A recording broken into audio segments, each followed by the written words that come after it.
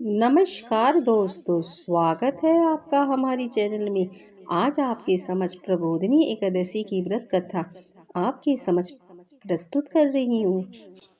प्रबोधिनी एकादशी कार्तिक माह के शुक्ल पक्ष में पड़ने वाली एकादशी को कहा जाता है। प्रबोधिनी एकादशी को देव उठनी एकादशी एवं देवस्थान एकादशी के नाम से भी जाना जाता है।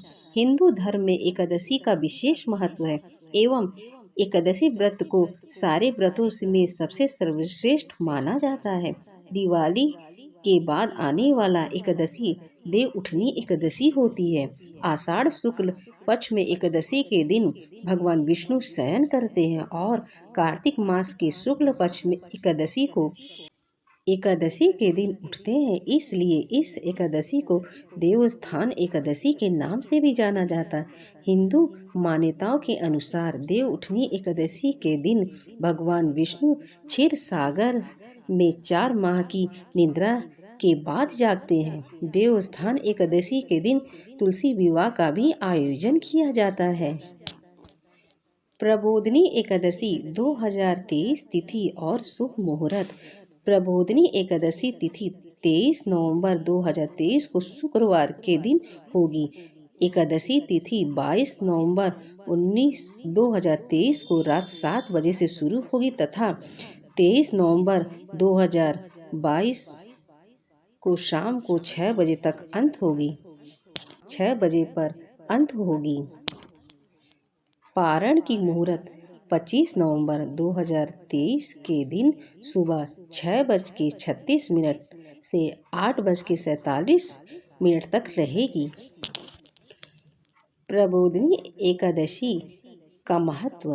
हिंदू धर्म में देव उठनी एकादशी का विशेष महत्व है। भगवान विष्णु के 4 माह के शयन काल के दौरान विवाह आदि मंगलिक कार्य नहीं किए जाते अर्थात परंतु देवस्थान एकादशी के दिन भगवान विष्णु के जागने के बाद शुभ तथा मंगलिक कार्य शुरू हो जाते हैं।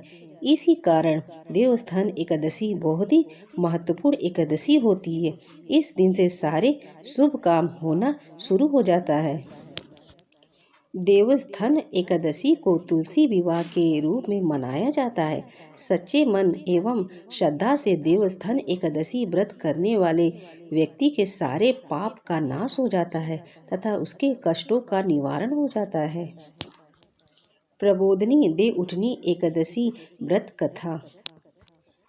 एक समय की बात है जब नारद जी ने ब्रह्मदेव से पूछा कि हे पिता, कृपा करके आप मुझे प्रबोधिनी एकादशी के महत्व के बारे में विधान पूर्वक बताएं।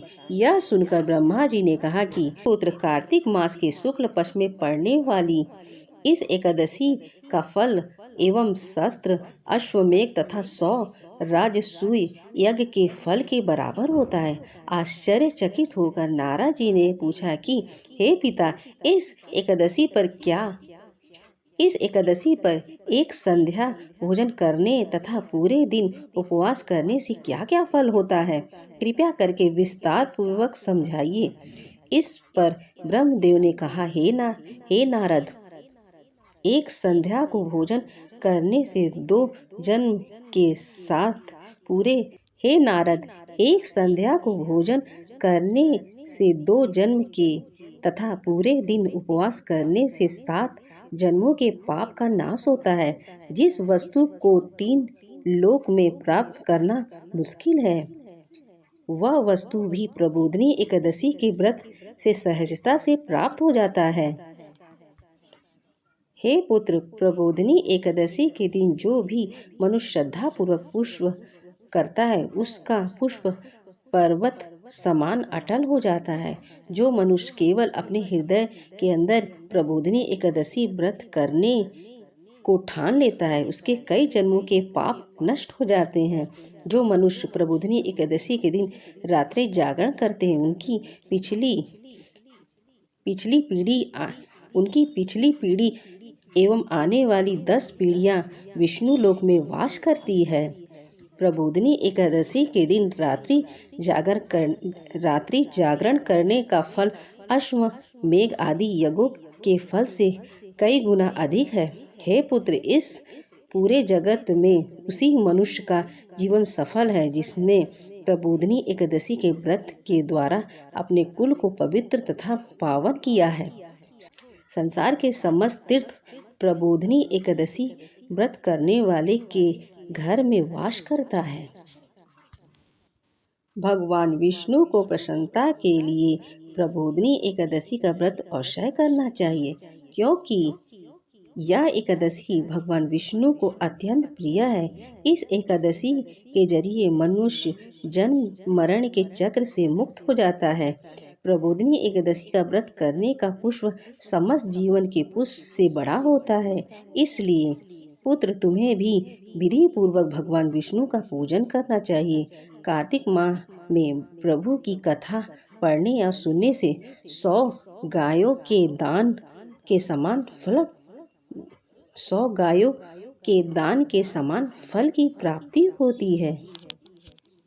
देवस्थान एकादशी व्रत की विधि। एकादशी के दिन पहले दशमी तिथि के दिन सात्विक भोजन ग्रहण करें तथा सूर्यास्त के पश्चात भोजन ग्रहण न करें। एकादशी के दिन प्रातःकाल सूर्योदय से पहले उठकर स्नान कर ले एवं स्वच्छ वस्त्र धारण करे एवं पूजा घर में गंगा जल से शुद्ध कर ले। इसके बाद आसन पर बैठकर व्रत का संकल्प ले। इसके पश्चात भगवान शालिग्राम यानी भगवान विष्णु के स्वरूप की मूर्ति को स्नान कराएं एवं स्वच्छ वस्त्र पहनाएं तथा शालिग्राम पर तुलसी पत्र और शय चढ़ाएं। इसके पश्चात भगवान विष्णु की विधि पूर्वक एवं आरती करें। भगवान विष्णु को ईख, अनार, केला तथा सिंघाड़ा भी अर्पित करें। इस दिन माथे पर सफेद चंदन या गोपी चंदन लगाकर पूजा करनी चाहिए। भगवान विष्णु को 4 मास की निद्रा से जागने के लिए घंटा तथा शंख आदि के मंगलिक ध्वनि के साथ उठो और भगवान को उठाओ। नारायण कहकर श्री विष्णु जी को उठाए। व्रत के दिन ओम नमो भगवते वासुदेवा मंत्र का विष्णु और शास्त्र नाम स्तोत्र जैसे शुभ विष्णु मंत्र का उच्चारण करें। व्रत के दिन अन्न के एक भी दाने ग्रहण ना करें, परंतु इस दिन फल का आहार कर सकते हैं। इस दिन प्रबोधिनी एकादशी व्रत कथा अवश्य पढ़े या सुने।